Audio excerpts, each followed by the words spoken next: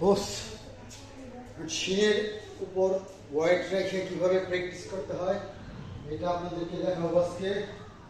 আপনারা থাকেন আমার সাথে থাকেন, দেখেন কিভাবে শিনের উপর ওয়েট রেখে সেটা প্র্যাকটিস করতে হয়। এভাবে দেখেন, তারপর এটা কাছে নিলাম, এটা দুই দিকে আনলাম, দেখেন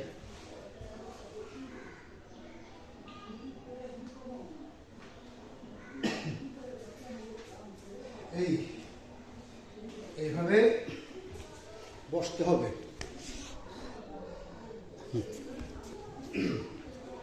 এভাবে বসলাম, ঠিক আছে। এটা কার্নিশটা যেন না লাগে এই জন্য এটা দেওয়া। পায়ের গোড়ালির নিচে এংলেটটা দেওয়ার কারণ হলো গোড়ালিতে যেন ব্যথা না পাওয়া যায়, একটু চাপ কম লাগে এই কারণে। তারপর আরেকটা হলো আপনার কার্নিশটা জাস্ট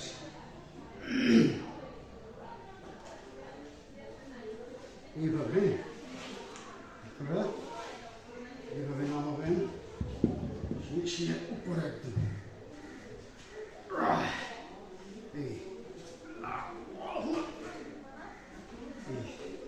একটা, তারপর হলো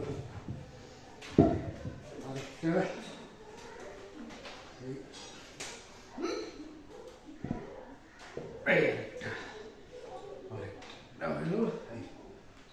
ঠিক আছে। আরেকটা একা একা দিতে পারতেছি না, তার জন্য এই যে ওয়াইট তুললাম, একটা ওয়াইট তুললাম, তারপর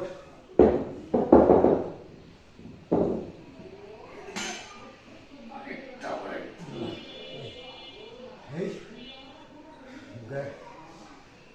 ভিউয়ার্স আমার একটু ফাঁক দিয়ে দেখা যাইতেছে, একটু মনে হয় তো আমাকে দেখা যাচ্ছে না। এইভাবে আপনারা শিনের উপর মানে ওয়াইট রেখে, আরও আমার কাঠের গুঁড়ি আছে, এক একটা কাঠের ওয়াইট হবে 50 কেজির মতো। এই কাঠের যে ইয়াটা লকটা 50 কেজির মতো, এই দুইটা মিলে 100 কেজি, আর এই এক একটা 30 কেজি করে। যে যত বেশি ওয়াইট নেবেন তত বেনিফিট। আমার কথা কিছু শোনা যাচ্ছে কিনা জানি না।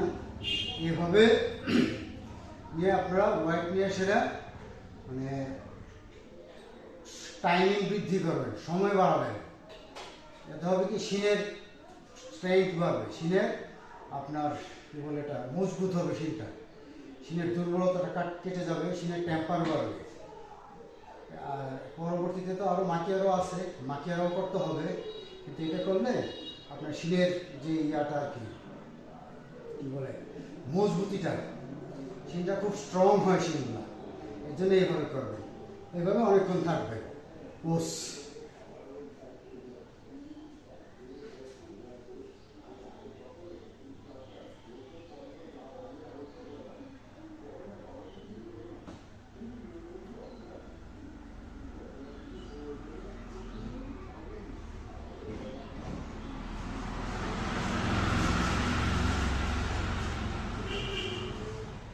আপনারা ইচ্ছা করলে টাইমার নিয়ে নেবেন, হাতে টাইমার নিয়ে নেবেন।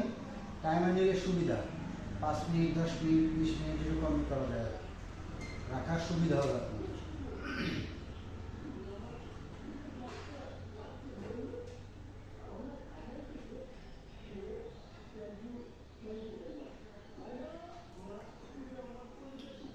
যত সময় বাড়তে থাকে তত আপনার এগুলোর ওজনও বাড়তে থাকে। ওজন বলতে প্রেশারটা তো যে শিনের উপর পড়তে থাকে, ওজন তো এগুলো ঠিকই থাকে, কিন্তু যে প্রেশারটা যে পড়তে থাকে ওই প্রেশারের ওজনগুলো আরও বেশি লাগতে থাকে আর কি। তবে এটা মানে এই প্র্যাকটিসটা অবশ্যই জুনিয়ররা কেউ করবেন না, এটা minimum brown belt black belt level থেকে করবেন সবাই। নর্মালি কেউ করবেন না, নর্মালি কেউ করলে শিনের মানে প্রবলেম হইতে পারে, শিন শিনে প্রবলেম হয়। যেমন আমি যখন আমার শিয়ান মনির আহমেদ ভুয়ার এখানে উচিত আসি ট্রেনিং করি, তখন একটা ছেলে ছিল, নামটা খেয়াল নাই, শিয়ান আমাদেরকে নিষেধ করছিল যে মাকিওরা কেউ করবো না আমার অর্ডার ছাড়া। মাকিওরা করতে গেলে তখন মিনিমাম আপনার ব্রাউন বেল্ট পর্যন্ত যেতে হবে, পরে মাকিওরা। ওই ছেলেটা লুকায়া লুকায়া করতে হবে, মাকিওরা করতে হবে।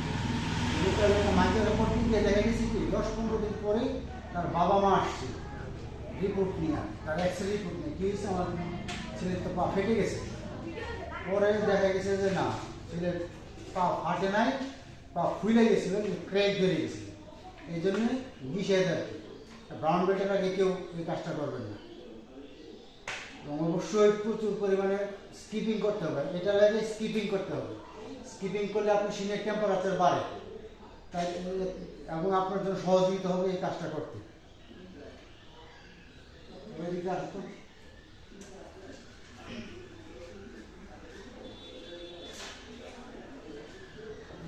মোবাইলটা অফ করো, পারবো না, দেখো লাল বটনের কাজ করো। অফ করে দিতাম নাকি?